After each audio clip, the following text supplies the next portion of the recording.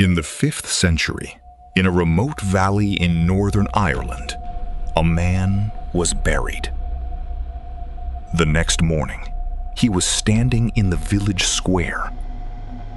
They killed him again, buried him deeper. He came back. This time, he was hungry. His name was Abhartach, and 1,500 years before Twilight, before Nosferatu, before Bram Stoker ever put pen to paper, this was the first vampire. And the most disturbing part? His grave still exists, and no one will go near it. The north of Ireland, in the region now called County Derry, was a different world 15 centuries ago. There were no cities, no roads as we know them, just scattered settlements cut into hillsides and forests so dense that sunlight barely touched the ground.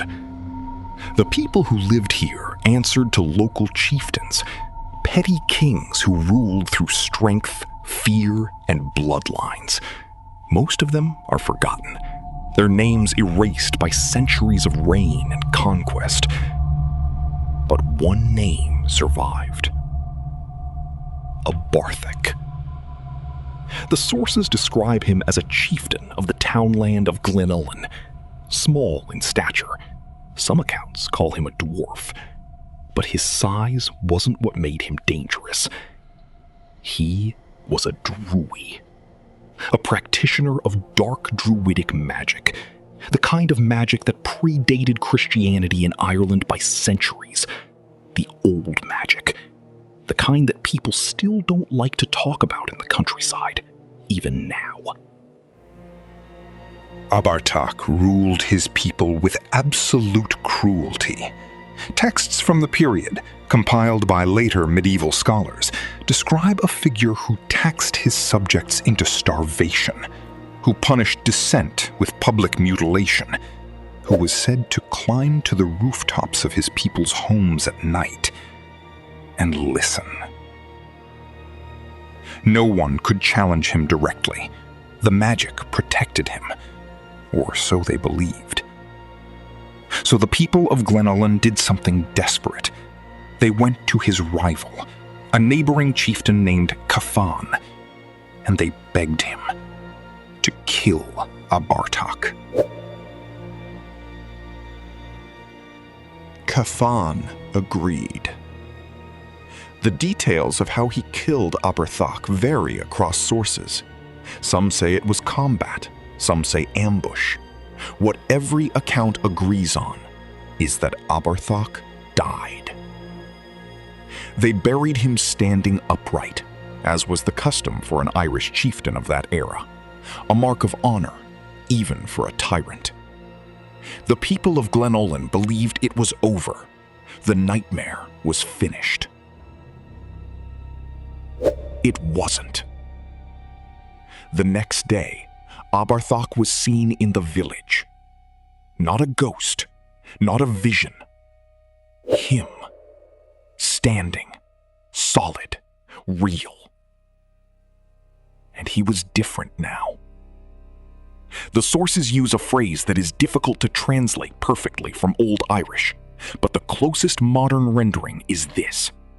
He demanded that his subjects open their wrists and fill a bowl with their blood. He needed to drink. He needed to feed. Cafan came back, killed him again, buried him again. Abhartach rose again. A third time, the same.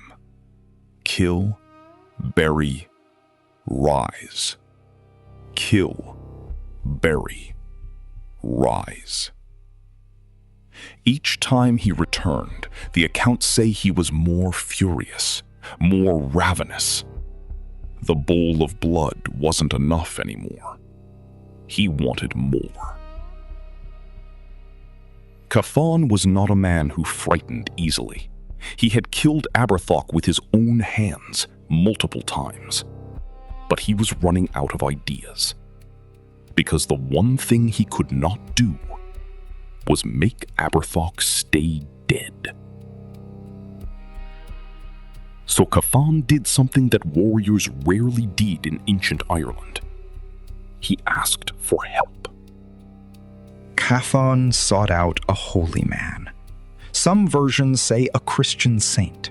Others say a druid of the older tradition. The figure he found told him something that changed everything. Abhartach was not alive. He was not dead. He was Neam Marviv, the undead. That word, Neam Marviv. Remember it. It will matter again at the end of this story. The holy man told Cathan that Abhartach could not be killed by conventional means, but he could be bound, contained, imprisoned.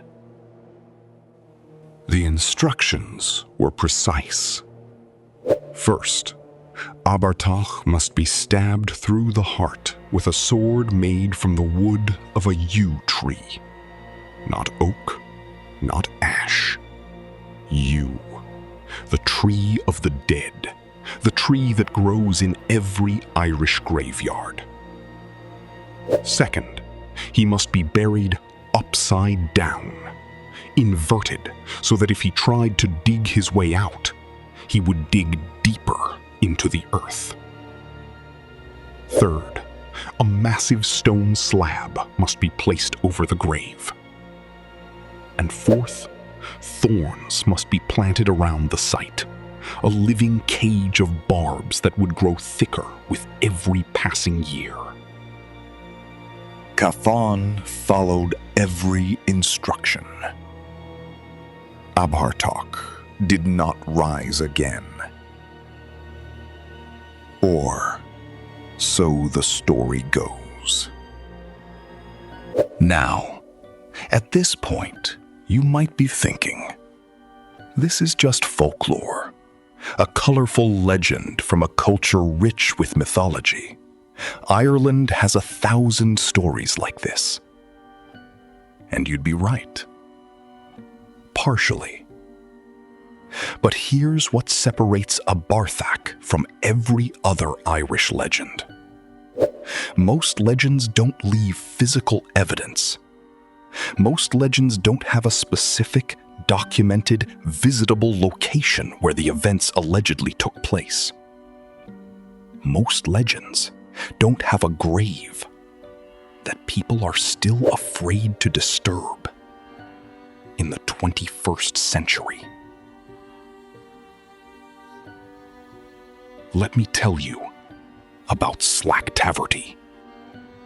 The townland of Glenullin, County Derry, Northern Ireland, there is a patch of land that sits slightly raised from its surroundings.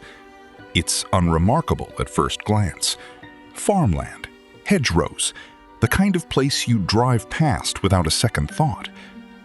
But in the center of this patch sits a heavy stone slab, weathered by centuries, partially sunken into the earth.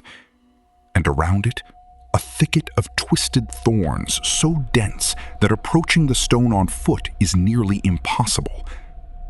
The locals call it Slaghtaverty. Others call it the Giant's Grave.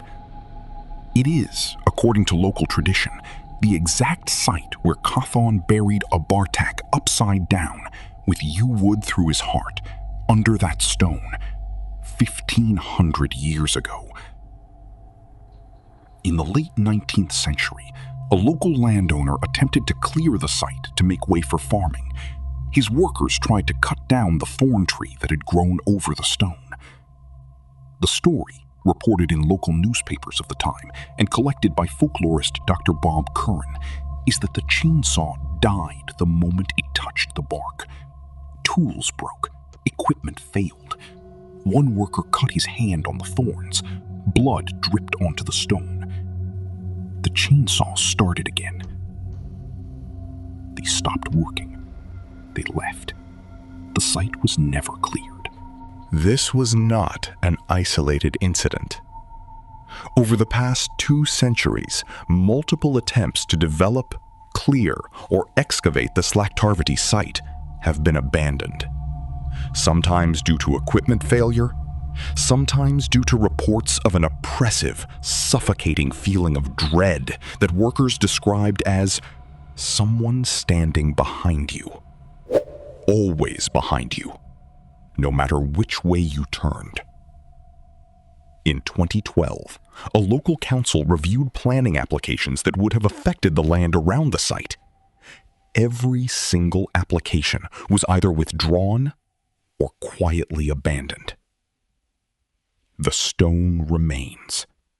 The thorns still grow. No one has moved that stone. No one. Here is where the story becomes something more than folklore. In 1897, a man named Bram Stoker published a novel. You know the novel. Everyone does. Dracula. Stoker was born in Dublin. He was Irish. He grew up steeped in Irish mythology. His mother, Charlotte, was known for telling him terrifying folk tales during his childhood illness. And here's what most people don't know. Dr. Bob Curran, a scholar of Celtic folklore, has argued extensively that Stoker would have known about Abhartach. The legend was documented in Geoffrey Keating's History of Ireland, written in the 17th century. It was a foundational Irish historical text.